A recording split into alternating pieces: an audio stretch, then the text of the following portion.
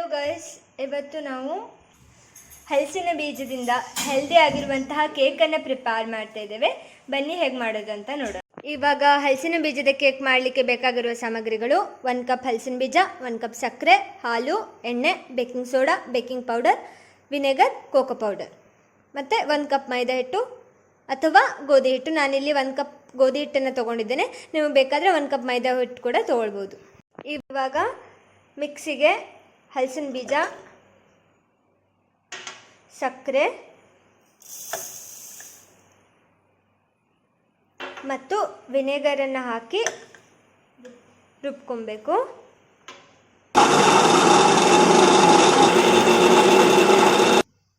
So ಇವಾಗ mix ಮಾಡ್ಕೊಂಡಿರೋ ಹಲಸಿನ ಬೀಜವನ್ನು ಒಂದು ಪಾತ್ರೆಗೆ ಮಾಡ್ಕೊಂಡಿದ್ದೇನೆ. ಇದಕ್ಕೆ ಇವಾಗ 1 ಕಪ್ ಎಣ್ಣೆ ಹಾಕಬೇಕು. ಈಗ ಇದನ್ನು ಚೆನ್ನಾಗಿ ವಿಸ್ಕ್ ಮಾಡಿಕೊಳ್ಬೇಕು.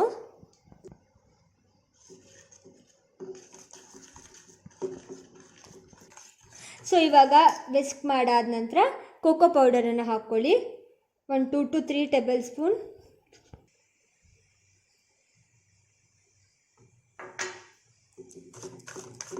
ಸೊ ಈಗ ಇದನ್ನು ಚೆನ್ನಾಗಿ ವಿಸ್ಕ್ ಮಾಡ್ಕೊಳ್ಬೇಕು. ಇದು ವಿಸ್ಕ್ ಆದ ನಂತರ 1 ಕಪ್ ಆಫ್ ಗೋಧಿ ಹಿಟ್ಟು.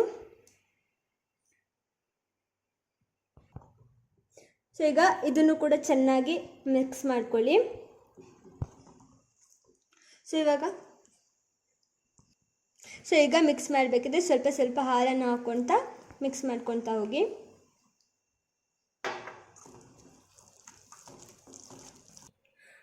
ಸೊ ಇವಾಗ ಇಷ್ಟು ಕನ್ಸಿಸ್ಟೆನ್ಸಿ ಬರೋ ತನಕ ಇದನ್ನು ವಿಸ್ಕ್ ಮಾಡ್ಕೊಳ್ಬೇಕು. ಅದಾದ ನಂತರ ಬೇಕಿಂಗ್ ಸೋಡಾ ಮತ್ತು ಬೇಕಿಂಗ್ ಪೌಡರನ್ನು ಹಾಕಿ ಮತ್ತೆ ವಿಸ್ಕ್ ಮಾಡ್ಕೊಳ್ಬೇಕು. ಸೊ ಇವಾಗ ನಿಮ್ಮ ಮನೆಯಲ್ಲಿ ಬಟರ್ ಪೇಪರ್ ಇಲ್ಲ ಅಂತ ಅಂದರೆ ಈ ಥರ ಬ್ಯಾಟರನ್ನು ತೊಗೊಂಡು ಇದಕ್ಕೆ ಎಣ್ಣೆ ಮತ್ತು ಮೈದಾ ಹಿಟ್ಟನ್ನು ಹಾಕಿ ಚೆನ್ನಾಗಿ ಸವರ್ಕೊಳ್ಳಿ. ಇದು ಬಟರ್ ಪೇಪರ್ ಥರ ಆ್ಯಕ್ಟ್ ಆಗುತ್ತೆ. ಸೊ ಈಗ ಈ ಬ್ಯಾಟರ್ಗೆ ಈ ಮಾಡಿರುವಂಥ ಇದನ್ನು ಹಾಕ್ಕೊಬೇಕು.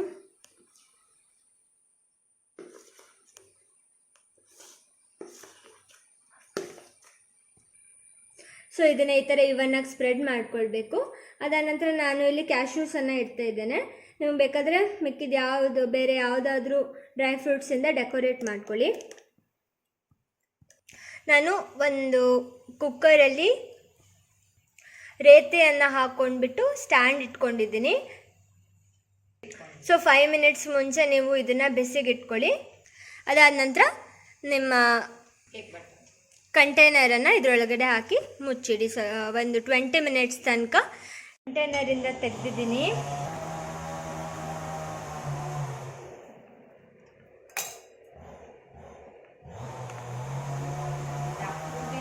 ನೋಡಿ, ಕೇಕ್ ಎಷ್ಟು ಸ್ಪಾಂಜಿ ಥರ ಆಗಿದೆ.